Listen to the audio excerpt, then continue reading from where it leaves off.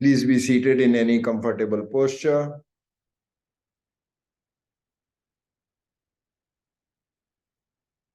Eyes gently closed. Body straight and still. Become aware of the calm, relaxed flow of breath.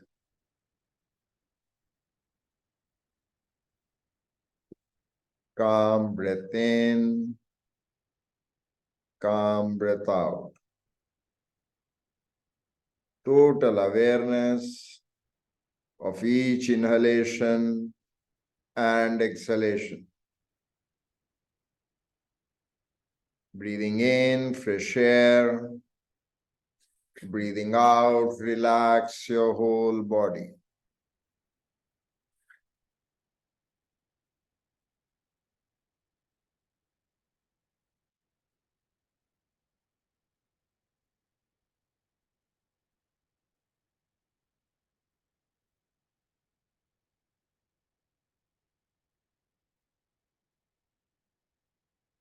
Bring your awareness to the eyebrow center. Visualize a bright red rising sun in the eyebrow center. Become aware of the brightness. I chant Om 3 times, then a Vedic hymn. If you wish to join, take a deep breath in. Om.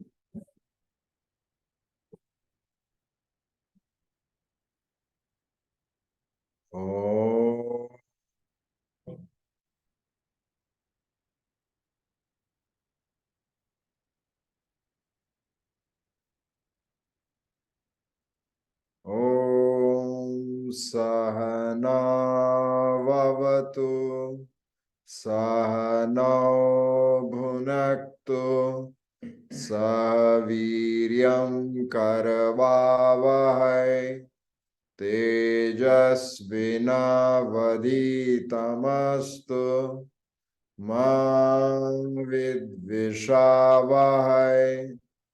Om Shanti Shanti Shanti Hari Om. Hari Om Tat Sat. Bring your palms together, rub your palms. Feel the warmth in your palms. Cross your fingers, fingers on the forehead, palms on your eyes. Then gently open your eyes. Hello, everyone. Thank you for joining in. The topic is Bhagavad Gita and Vedanta for yogis. Who is a yogi? The one who does asanas and pranayama. So yoga also by people has been now claimed in different ways. Somebody says Bhakti Yoga is the only yoga. Somebody says Gyan Yoga is the only yoga. Somebody says Hatha Yoga is the only yoga. Based on one's experience, one gains massive convictions. But when I started out in my journey of yoga, what I understood was, and I understand even today, is based on different observations and conclusions, that one who is very clear about where he wants to go and he is totally committed to it and is willing to learn and make his journey better in a more focused way, that is the real yogi. In the process, naturally, you have to be very balanced and integrate yourself, your emotions, your intellect, all have to be very integrated towards the purpose. So now this matches with the general definition of a yogi. Yoga is supposed to be unity. So that integration is basically making that unity happen. And what is Vedanta? So Vedas, the word vid, Veda comes from the vid word, which implies knowledge. So all the knowledge that anybody can comprehend, after having made all the analysis, the conclusion that one comes to, that is what is the subject of Vedanta. And in this case, in the case of Vedanta, everything is one. That is the basic content of Vedanta. Bhagavad Gita is a very good medium. I mean, there are many other episodes which can reflect the learnings of Vedanta. Bhagavad Gita is also considered to be the song of God. That's how it is sometimes translated.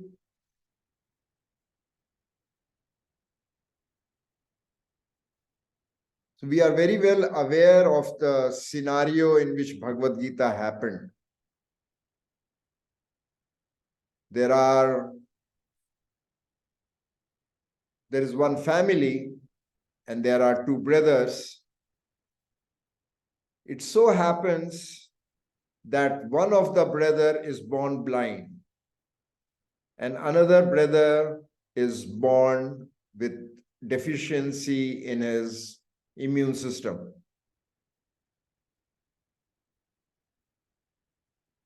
Ideally speaking, both must have not become kings. But the situation is such that there is no other solution. So the one who is having a weaker immune system is made the king. He happens to be the younger brother.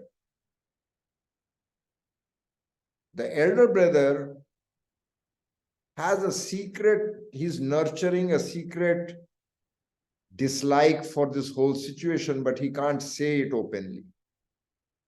And that eventually reflects in his son's behavior. And in the end, as we know, that the children of these two brothers stand against each other in the war field.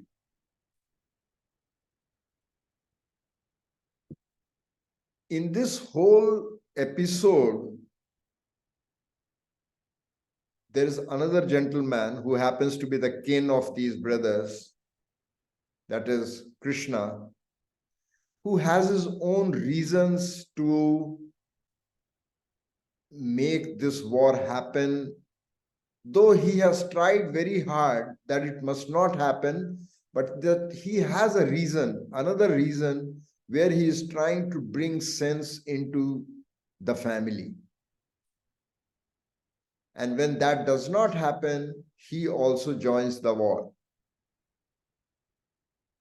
Arjuna asks Krishna to take the chariot to the center of the battlefield so he can see the opponents. I am sure you have all read this.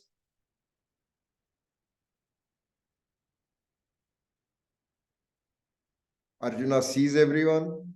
There's a lot of clanking of shields and swords, followed by blowing of conches. But then Arjuna realizes that he is standing in front of the very people who brought him up and made him into what he was. And that takes over, the emotion takes over his sense of purpose. And Bhagavad Gita is not a normal book. It is a very good book to understand how must we deal with people who may get emotional in the wrong places. We all have emotions. sometimes the emotion begins to follow or make things happen which are not really advisable in that situation. So in case of Arjuna, he intellectually tries to analyze and feels that there's no point in having this war, because in the end, all he is going to get is kingdom and some enjoyments. Krishna is able to immediately identify how to deal with this man. He knows, and Krishna and Arjuna were very good friends. They had fought many wars together, and in most of the wars, actually, Arjuna used to be the charioteer. In this war, Krishna chooses to be the charioteer.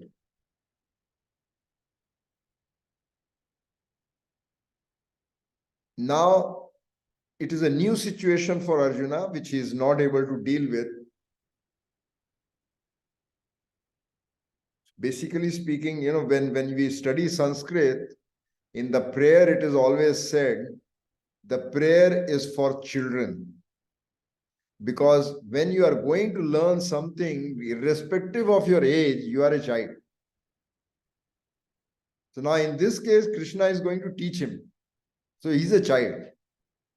So now he addresses the child in Arjuna. Krishna addresses the child in Arjuna and tells him, suppose your child is not doing something, or is doing something which is not very advisable. How do we try to convince the child? We tell him, look, if you do like this, you are not going to get any gifts. You are not going to get any candies. You are also not going to, nobody is going to speak well about you. You look, all uncle is here, auntie is here, your brother is here. They are not going to speak well about you. So Krishna also tells him, with this behavior, neither are you going to get heaven, nor are you going to get glories. And then, but he pulls him up also as a friend. He says, what are you doing? You are acting, he uses the word important actually. He says, you are acting like an important person. Come on, rise up. We are in the middle of the battlefield. This is not a place to just sit down and start crying. If Arjuna starts crying, he's in total despondency. And this can happen to anyone. Even in Ramayana, this happens to Hanuman also. When Hanuman goes to look for Sita, and he looks all over Sri Lanka, he's not able to find Sita. And Hanuman is not a normal person. He's highly educated, has multiple abilities. He's a great warrior, he's a great strategist. And many of us, I did not know this. When Rama died, the successor of Rama, who was the successor of Rama in Ayodhya? Hanuman was the successor. It was not Bharat, it was not Lakshman, it was not Shatrughna, it was not his sons Lava and Kush. It was Hanuman who was anointed the king in Ayodhya. So he was capable of being a king. That much knowledge he had. And his strategies had helped Sugriv. His strategies had helped Rama himself to win the battle. So this man, when he can't find Sita, he cries down. He cries down because he knows that if he goes back and tells Rama that I could not find Sita, Rama is going to immolate himself. So a person can be in such a situation, where he's not able to understand how to deal with his emotions, because he's at a crossroad where he has no solution. And for Arjuna also, there was no solution in front of him. He had only one choice, that was to leave everything and accept the situation as it was and go back and live in the forest, because he had been living in the forest for 13 years. He could do that easily again. He was strong enough to take over any kingdom. Single-handedly, he had defeated many armies. So now what does he do? So he cries down there. But Krishna pulls him up, says, stop being an impotent, rise up. But then he starts explaining to him, slowly tries to bring him out of that state of mind, and tells him that you speak about people, you speak about a situation as if you are a very wise man. So he's dealing with emotions. And he's teaching him Vedanta. But he's teaching it in a way in which here it is not an intellectual talk. He's talking to his emotion. Because intellectually you can go and give the description of the meanings and say this is Brahman and that is how it is. He does not do that. He goes slowly. He says the wise do not cry for people who have died or not died. Now, what could this mean? Then he adds to this. He says, we have all existed many times. And we will continue to exist. So now, when there is a situation of emotion, always it is advised to put questions in terms of how and what. When you have questions in terms of how and what, the adult mind begins to become active. So now he has put him in a situation where he has to start thinking, what is it? How come have I always existed? And what does he mean by we are going to exist always? He's slowly trying to bring him out. Then Krishna tells him, the body keeps undergoing transformations, and the wise man is not affected by these transformations. We all know that we are going to be old. We all know that we are going to die. We take it in our stride. We are not disturbed by these situations. In fact, when we were studying Vedanta, one of the things that our teacher used to say, that when you are in a class, you should not keep scratching your face, scratching your hair, scratching your arms. You must sit very stoically and be very attentive. Similarly, Krishna also tells him that when you are a mature person, heat, cold, all these things do not affect you, must not affect you, because you know them as a part of the life. And he explains to him that equanimity in all situations can only make you capable of higher achievements, the achievements of, some people call it salvation, some people call it enlightenment. But that is only possible if you are equanimous in all situations. Then only you can be calm. Then only you can be in a state of witness, and then only you can be expected to handle situations intelligently.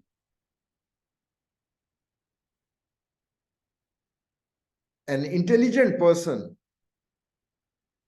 knows the content of all that he sees.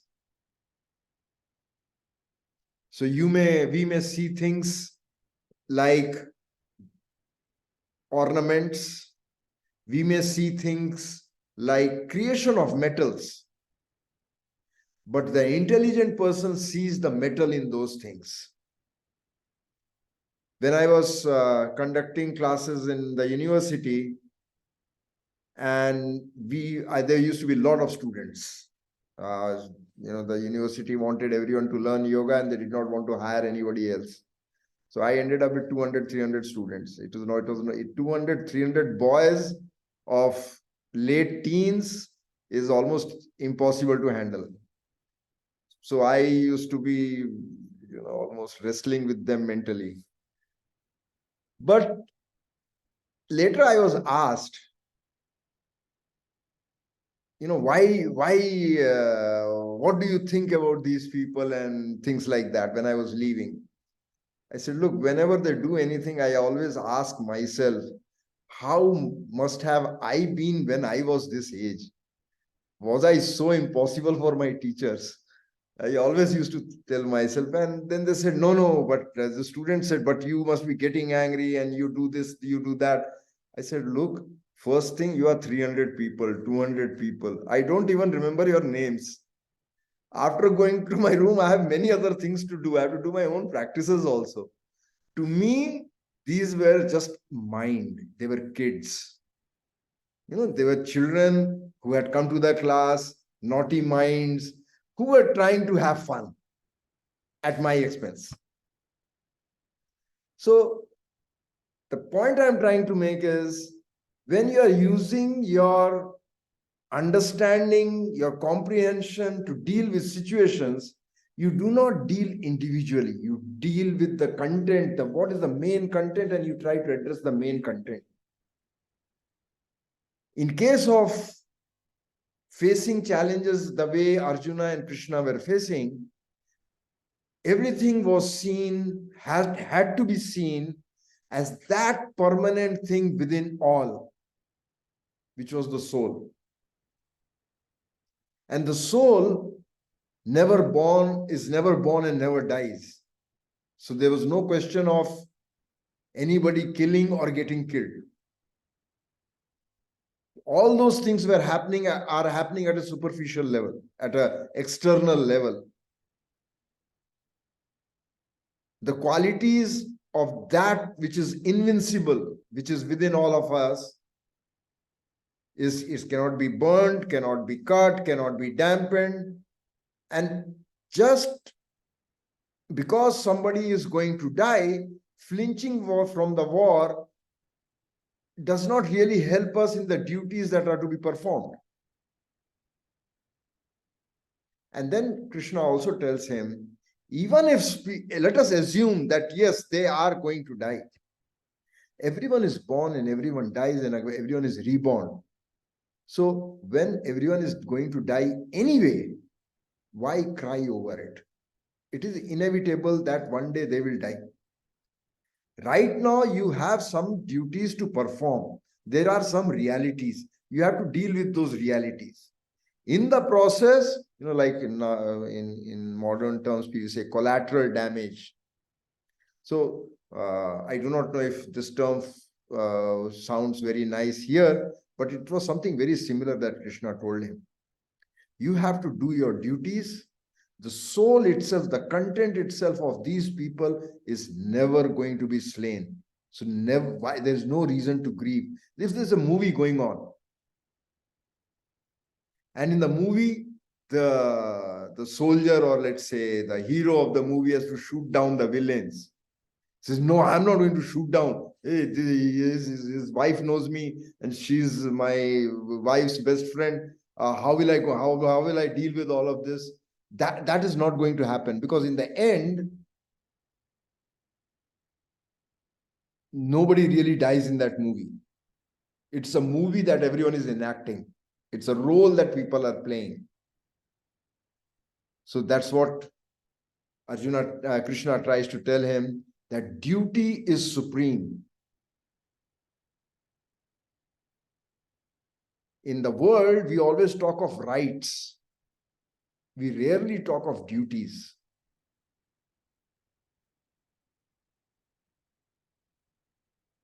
Once you have taken over, maybe you are a teacher of a place, you may have the same emotions that every person in the place has. Suppose a lion comes in the class. It happened actually not a lion, but a monkey came in our class. And the monkey was playing, the baby monkey was playing at the window, and the students were minding their own business. And I told them, just ignore these monkeys. But then the baby monkey started moving towards the bunch of keys that one of the students had kept at the window. And as she grabbed the keys,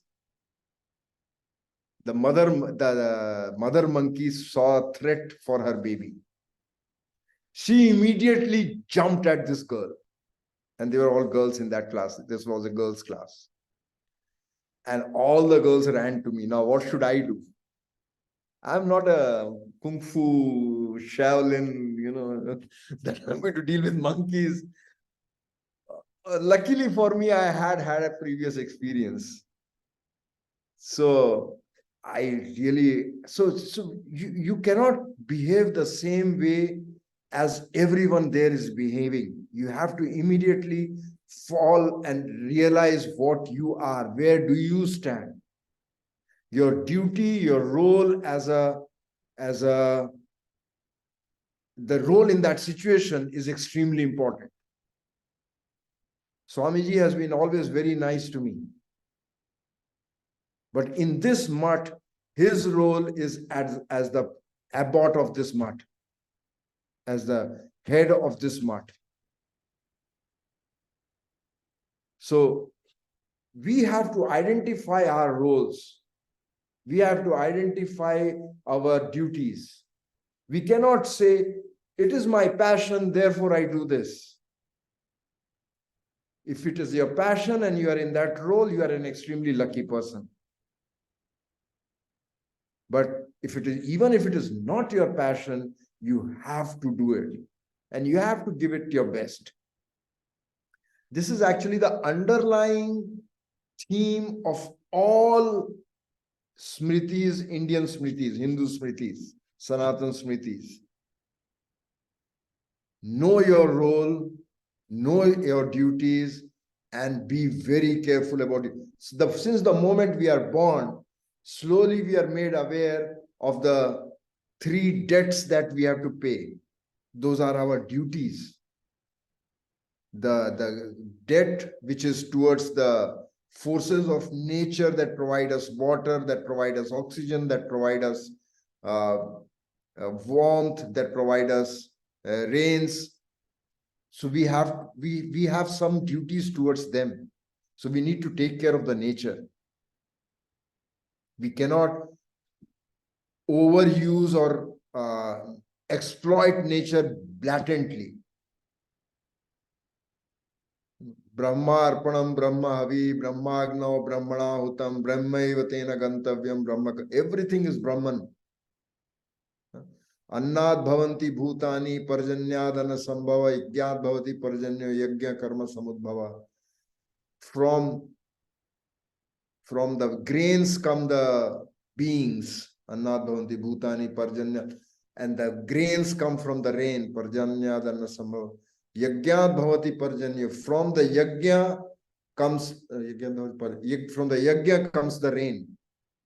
What is that yajna? Yajna is being in that balance, being in harmony with the nature, understanding this harmony in the nature.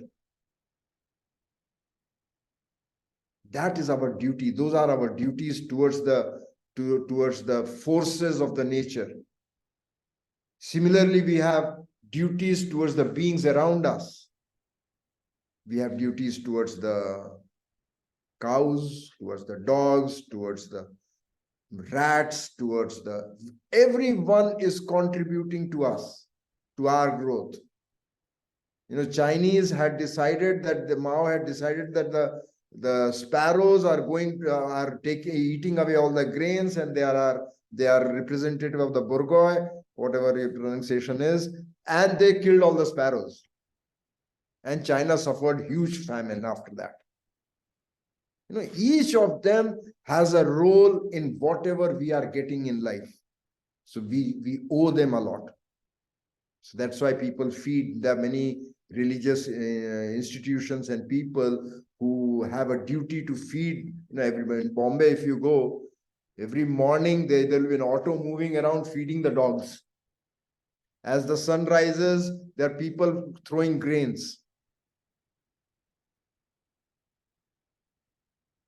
The duties are extremely important. And then we have duties to our parents also. Many people decide to be single all their life. Everyone has a right to be that. But then the society needs to also continue. So one must contribute towards that. So these are some of the factors that we learn from Bhagavad Gita, whether it be Vedantis or yogis, and we need to keep that in mind. If you have any questions, you can ask, or otherwise we will close the session for now. We have 4 minutes. 5 minutes. 4 minutes. You can put on your microphones and ask if you have a question. Otherwise, we will do the prayer and call it a day for today. Or we can go on another link and have a question answer session. Okay. Yeah, you can always let us know if you want more discussion on this, then we will see how to do it. But otherwise, for now, we have this 40-minute thing. So we will be closing for now, but you can always message Swamiji and we will work out. Yes, Yes. Hari Om. I would very much like to have further discussions on the Bhagavad Gita. Arjuna is very lucky to have a friend and teacher like Krishna. And like when you go into the world, in the factory, and it's all the people, when you are trying to live a yogic life, they think you are crazy and they try to bring you back. Look what food we have, look at the girls. And this is how to stay focused on the yoga and keep your inner balance within the turmoil outside there in the world. Yeah. So can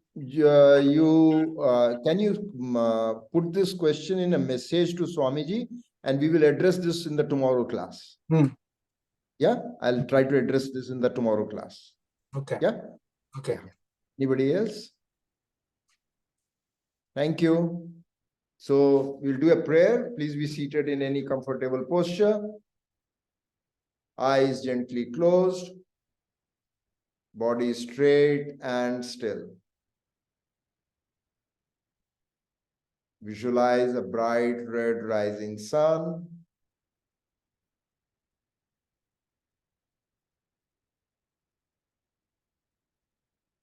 Bring your awareness to the eyebrow center. Visualize a bright red rising sun. I'll chant Om 3 times, then a Vedic hymn. Take a deep breath in. Om.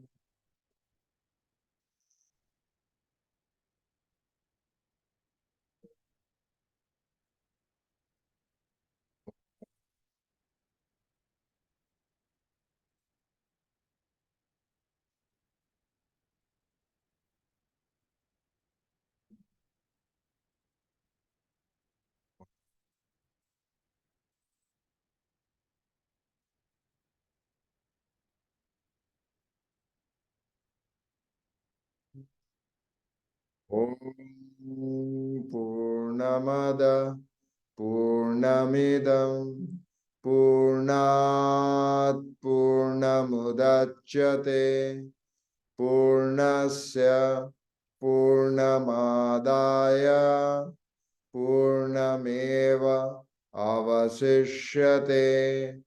Om Shanti Shanti Shanti. Hari Om. Hari Om Tat Sat. Bring your palms together, rub your palms. Feel the warmth in your palms, cross your fingers, fingers on the forehead, palms on your eyes. Then gently open your eyes. Thank you for joining in. It was lovely having you. Have a good evening, good day, whichever part of the world you are in.